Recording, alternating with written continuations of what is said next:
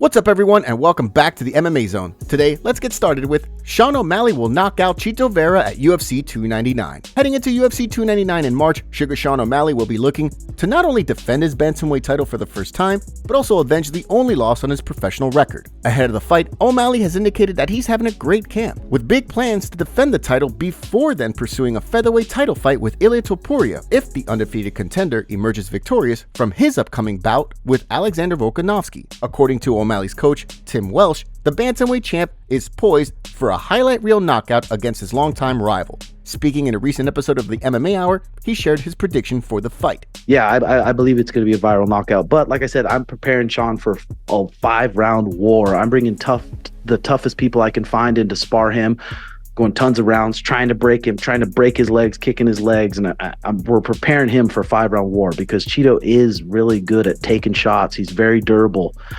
So we're preparing him for 5 rounds, but I do believe in my heart that he's going to be probably face planted at the end of the fight. As Welsh also explained, he feels as though Vera has not improved much since he and O'Malley first squared off inside the octagon, setting the champ up for a big win this time around given the strides he's made. Next up, let's take a look at UFC 300 tickets get delayed. Leading up to the historic UFC 300 card in April, fans have continued to anxiously await news regarding the main event. While there has been plenty of speculation regarding potential headliners, so far, there's been no word from the UFC on when the headliner will be announced. Currently, it seems as though there are 3 potential headliners fans are expecting. Either a welterweight bout between Leon Edwards and Belal Muhammad, a middleweight title fight between Dricus du Plessis and Israel Adesanya, or the highly anticipated McGregor vs. Chandler fight. While tickets for UFC 300 were expected to go on sale on February 14th for Fight Club members, Aaron Bronstetter has shared screenshots on social media indicating that after previously believing the main event would be announced by Monday, given the pre-sale date of February 14th,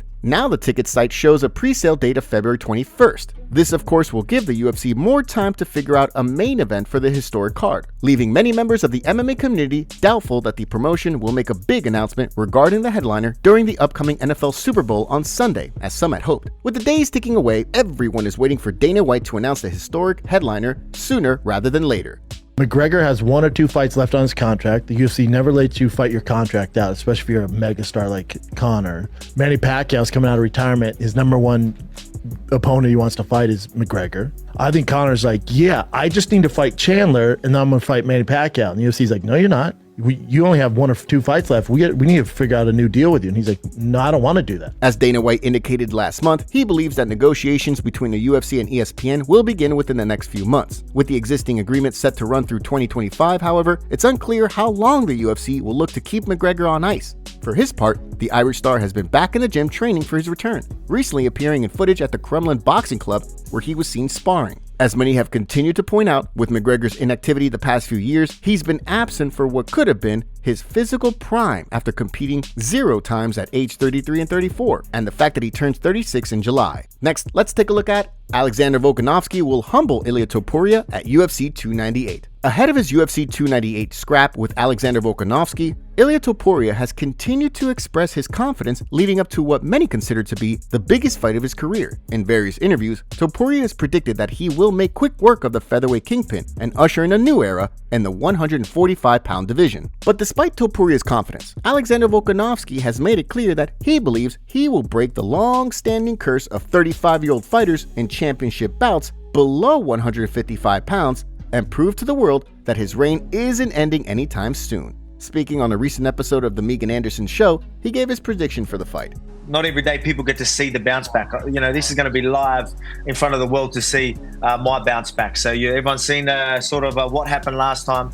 Now they get to see me go out there and, you know, teach this bloke a lesson. You know what I mean? A bit of a humbling experience it's going to be for him.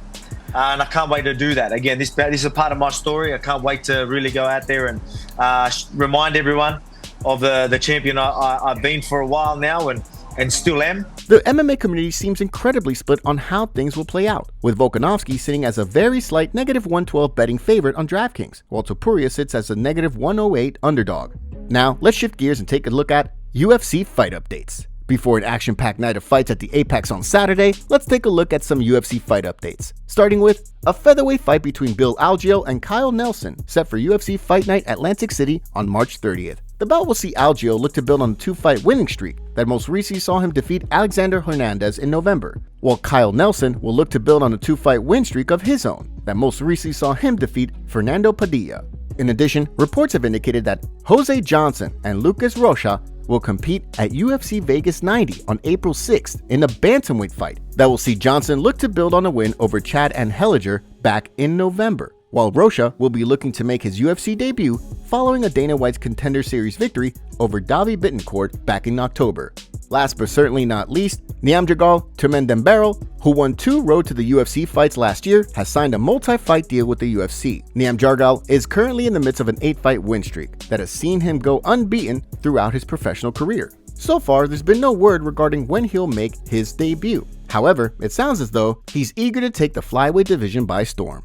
Next, let's take a look at Ilia Topuria sends a warning to Conor McGregor. Recently, featherweight title challenger Ilia Topuria called out Conor McGregor for a fight following his upcoming clash with Alexander Volkanovski. Although McGregor still has not booked his official return to the octagon, Topuria already seems to be laying the groundwork for a fight. Speaking in a recent interview with TMZ, Topuria indicated that he doesn't care what weight McGregor is at. He simply wants to compete against the Irish star. I'm massive.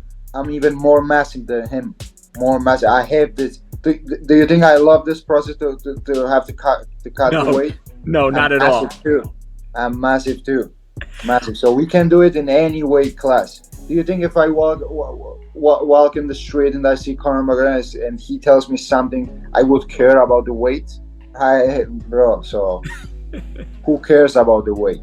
We can do it without the weight limit. With Topuria also recently announcing that the UFC is going to host an event in Spain this year, it's no surprise that he's trying to set up a fight with the Irish star. Of course, the UFC has yet to confirm their plans to host an event in Spain, potentially adding another wrinkle to Topuria's plans, in addition to the fact that McGregor's return has yet to be finalized. Next, let's take a look at Joe Pyfer goes off on nerds in interview. During a recent episode of the Joe Rogan Experience, streaking middleweight Joe Pyfer confirmed that he had broken Francis Ngannou's record for most powerful punch ever recorded. From the sounds of things, there was some uncertainty surrounding the record, with Sean Brady indicating that the owner of the machine didn't want to officially give Pyfer the record. Despite that, the up-and-coming contender reportedly broke the record several times. Leading up to his fight with Jack Hermanson, Pyfer took aim at those who have continued to doubt his record while speaking with media members. Ready? This pisses me off. I hit the machine, the same machine, and I hit it with a 16-ounce glove. For all these nerds out there that don't understand science, I hit it with a 16-ounce glove. That means I didn't even get to hit it as hard as I could because I had a big pad. So I broke the record with a big glove. I broke it 4 or 5 times. I broke it in front of the operations guy, and they didn't want to give it to me officially. I don't know why. As many have pointed out, Pyfer's upcoming fight with Jack Hermanson could see the up-and-coming contender emerge as a true superstar should he manage to pick up his 4th straight victory by finish following his 2022 Dana White's Contender Series win. Dana White is accused of holding Conor McGregor's contract for ransom. Conor McGregor has expressed frustration with the UFC over the lack of information regarding his highly anticipated fight against Michael Chandler. After targeting a return late last year, the talk then shifted to McGregor potentially competing on the UFC 300 card in April. Dana White then indicated that McGregor would not return for UFC 300 despite lingering skepticism from fans, with talk instead shifting to the fight taking place over the summer. Despite McGregor announcing the fight for June, Dana White has since refuted the claim, indicating that he's hoping to get the fight finalized later this year. This has left the MMA community wondering why McGregor's return has repeatedly been delayed, with Brendan Schaub echoing a theory put forth by Ariel Helwani in a video for his YouTube channel. Jon Jones gets accused of faking his injury after a video was posted of him tackling a rugby player just weeks after his surgery on his pectoral muscle. Here's what the community had to say. Look like he's ducking big Aspinall MMA. Shoulder seems good. Looks like the pec and elbow are doing good, huh? Injured, right? Looks like a man with a shoulder injury. He's fine, get him in that octagon. Top comments. I sometimes start to feel bad for Ian Gary, but then I remember what a prick he was to both Jeff Neal and Neil Magny, and then that feeling goes away. Rampage should just have Ian Gary's wife's boyfriend on instead. Sean Strickland would have turned around quick for 300, just like he did to save the 297 card. Rampage is a legend and a funny guy who messes with people. Don't take it seriously, Gary, I'm always on Rampage's side. Make sure to leave a comment and you might get featured in our next video. Thanks for watching. If you enjoyed, make sure to subscribe and turn on notifications to never miss any MMA news. Check out our video from yesterday if you missed it. See you tomorrow.